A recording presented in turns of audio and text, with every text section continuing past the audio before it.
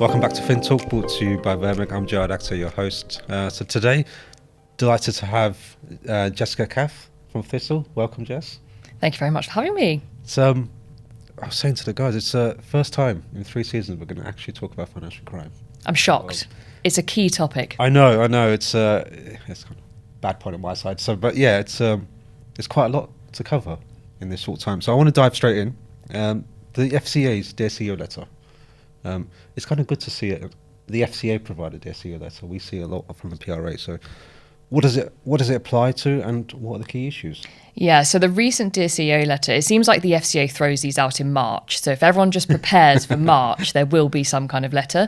And the recent one that just came out was targeted at Annex 1 firms. So these firms are registered with the FCA for money laundering oversight under the money laundering regulations. They're not fully authorised firms. So they're not sort of big banks or anything, but they're firms that are sort of specific credit, lenders, and there's lots of different sort of niche firms that fall under the Annex 1 definition. But what's really interesting here is that whilst it's just targeting Annex 1 firms, there are so many other different themes that can be applied across different firm types. So even if you're not an Annex 1 firm, it's really important to read it. And we can talk about it in a bit more detail. But ultimately, a lot of these problems that the FCA has picked out in this letter as being weaknesses in financial crime prevention are what we're seeing across lots of firms. We see that a lot. We cover a lot of the PRA Dear CEO letters as well. But what do firms have to do, really? I think that's the key message. So, yeah. Experience. What's the guide? So in the letter, they broke down 4 key areas that are problematic. The first one is firms not really having a right understanding about their activities and how it falls into scope of the money laundering requirements. And therefore, if you don't really know what your activities are, how can you build the right financial crime controls to actually align with the risks associated with those activities? So the FCA firstly picked out, this is a problem, you need to know what you're doing, and then build an appropriate model around that. And then the second piece is around risk assessments. And this is a key thing that we're seeing with a lot of firms. We do a lot of audits and assurance, but also a lot of supporting firms to sort of build these. And this is a financial crime risk assessment that covers both the business-wide risk assessment. So this is stepping back and looking at your business and thinking, what are your financial crime risks? And how do we build controls that map to those? But then also the customer risk assessment. This is assessing the specific risks associated with your customer and then applying a risk rating or some kind of risk level to it. And then the third thing that the FCA picked out was more around due diligence, which again is a core financial crime control. So making sure that your customer due diligence at onboarding is done really, really well, but also on an ongoing basis. And of course, this needs to be driven by the customer risk assessment. So you need to understand, what are the risks associated with your customer? Is it more fraud related? Are they sort of high risk of money laundering? Are they in a high risk jurisdiction? Are they in a high risk sector that could be really open to drug trafficking or something like that?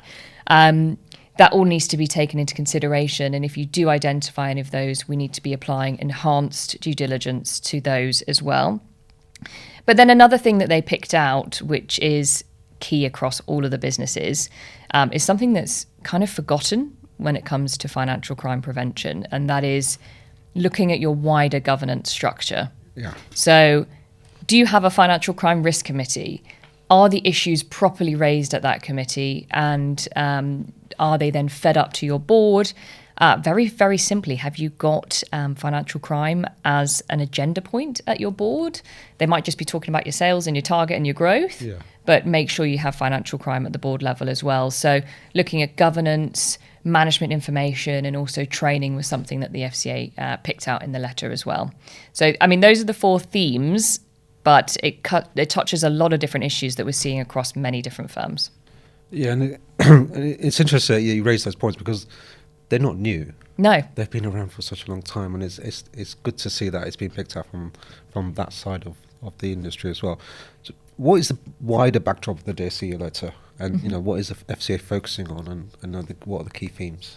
Yeah, you are absolutely right. None of these problems are new. I was in a sort of deep dive sort of workshopping session with the FCA last week, and they were very clear that, for example, firms not having a strong financial crime risk assessment and super weak customer risk assessments as well were themes that they were seeing across lots of different firms. So, for example, crypto firms, and we did a lot with crypto firms, payments, e-money, more traditional wealth managers and our investment firms, just missing out on these really simple concepts about making sure that you identify your financial crime risks, understand whether or not you're really exposed to them, and then actually building things that map against that. Because quite often firms are still doing the tick box, let's just do due diligence, what is the minimum level we need to apply? And that is not what the FCA is looking for at all. It's really understanding your risks and building those out. I mean, for example, a crypto firm really needs to understand what coins have they got on their platform, what is their product, what is the access points, what jurisdictions are you covering, to make sure they can build the appropriate control frameworks to operate effectively without, allowing a lot of different, perhaps, I don't know, North Korean gangs running through your different exchanges or whatever it is to launder money, or making sure that that's not happening through their platform. And so the wider context is the FCA is looking to come after firms a lot harder and more proactively this year. So in the letter, for example, firms need to go away and assess their financial crime control framework against those 4 areas of weakness that I talked through, and make sure they've done that gap analysis within 6 months. It's a clear indication that the FCA is not sitting on their laurels here. You need to make sure that this is you're in control of your risks and your controls are good. So that's the wider context. And the FCA, on top of that, is starting to throw out some more tricky and complex review processes, and they're being very proactive in terms of enforcement. So, for example, we're seeing more Section 165 information requests. That is quite extensive information requests. We're seeing a lot more Section 166 sort of skilled person reviews off the back of that as well. So if you do get a 165 request from the FCA, it's going to be pretty extensive. They have shorter turnaround times for you to be able to respond to that as well, it seems. And if you don't respond well, you will probably have to go and hire an expensive skilled person firm to come in and review your entire framework. So it's a really important issue at the moment. Yeah, and we see it a lot. And the points that you raised, especially with all the new crypto firms that are kind of pop up, all the e-money firms, and it must just be, how do you just keep on top of that? And I think the fact that you see this letter, and there is some element of pressure to turn stuff around and implement those changes, but it's not a one time exercise, is it? I think that's the key. Is this is. Don't just tick the box and we're done with the regulator now. We've done the 165 and we can kind of breathe before we get a 166. It's a continual effort. It is indeed, yeah. I think it's important to just remember, though, that this specific letter is just looking at Annex 1 firms. Yeah. And there are different requirements for fully authorised entities. But the themes are much the same. And it all comes down to the fact that no matter what type of firm you are, you have your requirements. You need to make sure that you are aware of how you fit into scope of the money laundering regulations. And if you do come into scope, you need to make sure that all of your controls are in place and you are meeting all of those requirements. One very sort of specific and niche example, and one that firms often forget, is that in, I think it's around 2022, they added proliferation financing risks into the money laundering requirements. That includes firms having to go away and assess their exposure to proliferation financing. That's been in place for quite a while now. And most firms I speak to still don't know what proliferation financing is. So how do you know whether or not you're exposed to it? Now, Of course, most firms aren't. That includes things like whether or not you're dealing with anything that touches chemical, biological, nuclear, radioactive weaponry. Most firms aren't. Yeah. They're not exposed to sort of funding of that or involvement in any of the trade that facilitates that. But you might be. So what about things like agricultural products that might then be used? Some fertilizers can be used in chemical weaponry. Then you might actually have some sort of minor exposure to this. But even if you don't think you do, you must still assess it. It's still in the requirements and is part of your expectation to manage those risks. Yeah, it's a good point there. It's you may not directly be sourcing it, but actually indirectly you're kind of linked in the chain. Exactly. So. And financial crime is so broad because, and of course it covers money laundering, but it covers fraud, and we're talking a lot about fraud at the moment. It covers proliferation financing, it covers tax evasion, it covers anti-bribery and corruption. There's lots of different risks that you might be exposed to and have to consider. Yeah. Glad you mentioned fraud. So kind of stepping back more broadly, countering fraud and money laundering is a key strategic goal for the UK government. Can you touch on some recent publications and areas of focus? Yes. So in May 2023, so almost a year ago, the UK government announced their fraud strategy. And it was very, very clear in that document. We're all aware that 40% of all UK crime is fraud. So fraud is our biggest crime type. It needs to have a concerted effort across government, across police forces, across law enforcement, across regulators, financial institutions to try and deal with fraud.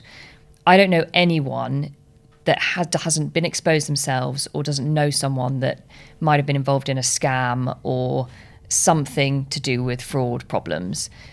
And it's a big issue. It's a big issue for businesses, has a big impact on individuals, and especially with the kind of economic kind of crisis at the moment, it can have a real personal impact. So with this wider focus on things like fraud, the government has announced lots of different initiatives, and we are in the middle of this fraud strategy at the moment. For example, payment firms are coming into scope of APP fraud mandatory reimbursement. That is authorised push payment fraud. They have to meet some very big requirements by October of this year, and basically a customer that says they've been a victim of APP fraud must be reimbursed 50-50 by the sender and receiver. That's going to have a very big impact on small payment firms. They need to have full controls to try to stop it before it happens, but also operationally, how do you actually deal with the reimbursement process? So there's a lot that they need to do there. That's just one example. But then on top of that, the government, of course, is looking more broadly at money laundering as well. So, of course, you've got fraud, but then proceeds of fraud are then laundered. So money laundering is always looking at the proceeds of some kind of crime and trying to sort of push it through the system. The government has very recently, I think this month, announced a consultation looking at making the money laundering requirements more effective. So they know that these regulations are very big and onerous. There's quite a big cost to business. Of course, you have to often hire compliance consultants, sometimes like us, to bring us in and try and sort it out. It can be really costly. So I think this is an interesting one where the government knows that we have to deal with financial crimes, and it's clear they're focusing on it, but they actually want to get people to respond to this consultation to understand where perhaps the requirements don't work as well. So looking at perhaps whether or not some elements are a little bit too onerous. We've patched a lot of things and amendments onto those requirements. Do they sit well? And the consultation is open until June, so I certainly encourage anyone to try and respond to that. Yeah, it's it's interesting that you say that, because we're seeing a lot in the news and things about payment frauds and all kinds of other activities that are happening, especially with the age of digital, everything now moving digitally. There's people that are exposed as well to that side of it. It's I say better late than never. They've actually finally actioned it, and it's good that we're seeing that payments, like you say, payment companies that have to have all these things in place by October, and that's going to be tough because it's especially like you said for small firms, that's going to be a big hit. So how do you monitor? How do you and effectively you've got to have funds as well, aside to just in case that activity does happen. So yes, to be honest, it's going to be very challenging. The aim is in the right place, and we need to, of course, make sure people have, if they have been a victim, they need to have access to some kind of reimbursement. The large banks have been doing this for a long time on a voluntary basis, but banks have access to a lot more in terms of capital. A lot of these payment firms that, of course, they are very good in terms of bringing innovation to the UK. We've got great new apps. We've got great new ways of interacting with payments, faster payments. We've got new ways of dealing with our finances. These are all really great innovations. So we must build financial crime controls that don't stop innovation. But I sit on the Financial Crime Working Group at the Payments Association, and we've gone back and forth with interacting with government and policymakers to try to make sure that this is actually doable and we have the right guidance in order to make this work. Unfortunately, we're still not there yet. We're still waiting on quite a bit of guidance, which leaves payments firms with very, very small amount of time to actually implement this by the October deadline. So yes, we're still waiting on a number of things from the payment systems regulator. And it's going to be a challenge for sure. And I think we will see some of the smaller players fall out of the market because they won't be able to deal with the amount of reimbursement. Yeah, well, that's what always happens, isn't it? When regulation gets tougher, you naturally see people exiting markets or finding different strategies or different ways of working. So, yeah, it's good that there's onus on this, and actually there's kind of pace behind it as well. With all these notifications and papers, what does this mean for firms, and how do they define their teams and actually action all this? Because there's so much here to do. Do you have some tips for our listeners? I think top tip number one is maybe we need to do a second podcast on financial crime because there is so much that we need to talk about. Just going to follow up on that, yeah. Yeah. I think we need to do a round two. But there are a few. I want to try and we try to cover a lot in a very short space of time, and perhaps just leave firms with some practical things to look at. And the first one really is around getting your risk assessments right.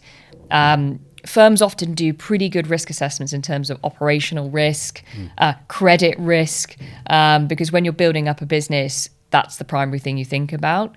But really looking at your financial crime risk is going to be very important. If I take fraud, for example, and you have a customer base that's 20-30% fraudulent, you won't be operating for very long. You need to manage those risks very well. So making sure that you have a full understanding of what financial crime risks you might be exposed to, and then building controls off the back of that is going to be really important. And of course, that's the expectation from the regulator. It's not that you do a tick box risk assessment. It needs to be fully bespoke to your product, your customers, where you operate and what you do. And then the second thing is really around the governance structure.